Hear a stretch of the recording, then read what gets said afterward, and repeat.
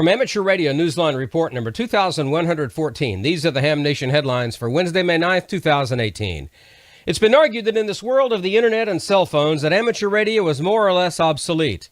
But when lives are at stake and conditions render all modern communication systems unusable, amateur radio operators prove time and time again that our obsolete system works.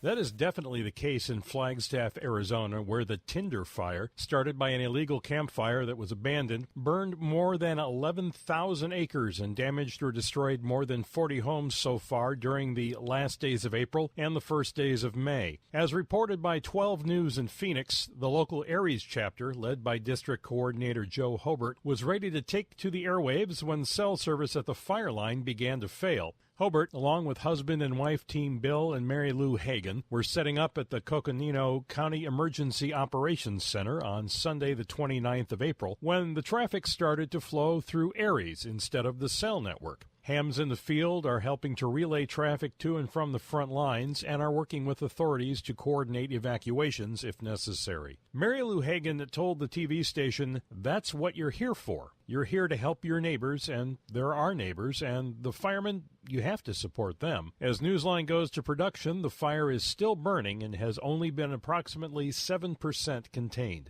If you're in the area and need more information, please call the EOC at 928-679-8393. For Amateur Radio Newsline, I'm Paul Brown, WD9GCO. The amateur radio community is grieving the loss of an influential and well-known amateur radio operator. Sandra Hine, WA6WZN of Costa Mesa, California, has become a silent key.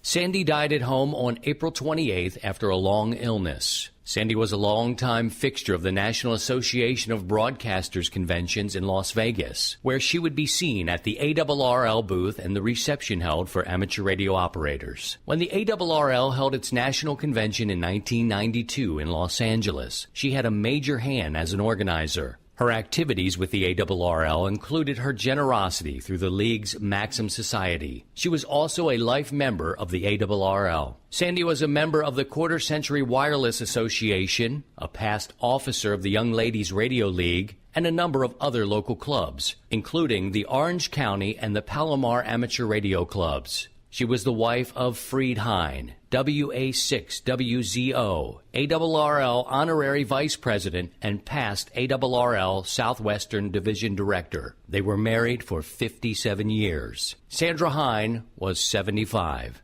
For Amateur Radio Newsline, I'm Christian Kudnick, K0STH. What's it like to work a satellite with your HT? The newest member of the Newsline family, Andy Morrison, K9AWM, tells us all about it. The Desert Radio Amateur Transmitting Society of Palm Springs, California is best known by the shorthand RATS, its initials.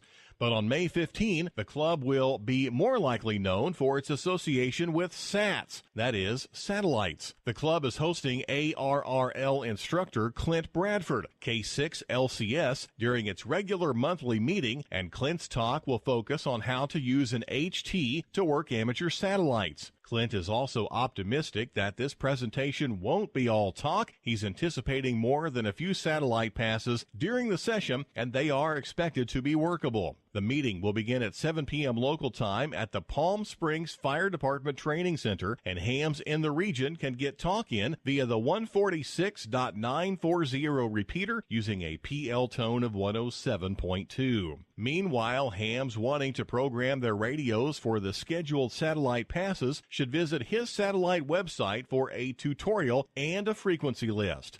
That website is work-sat.com. For Amateur Radio Newsline, I'm Andy Morrison, K9AWM.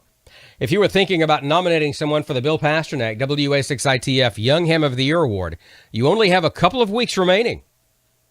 You'll find full information and the nominating form on our website, www.arnewsline.org. Just look at the top under the YHOTY tab. Nominations close at midnight on Thursday, May 31st. For the rest of this week's Amateur Radio News, please listen to the full Amateur Radio Newsline report online, on a repeater near you, or on shortwave radio station WTWW at 9930 and 5085 kilohertz. And that's all from the Amateur Radio Newsline, your independent source for amateur radio news for 4 decades and counting, at www.arnewsline.org. With Paul Brown, WD9GCO, Christian Kudnick, K0STH, Andy Morrison, K9AWM, Karen Eve Murray, KD2GUT at the news desk in New York, and our news team across the globe. I'm Don Welbanks, AE5DW. 7-3. We'll see you next time here on Ham Nation.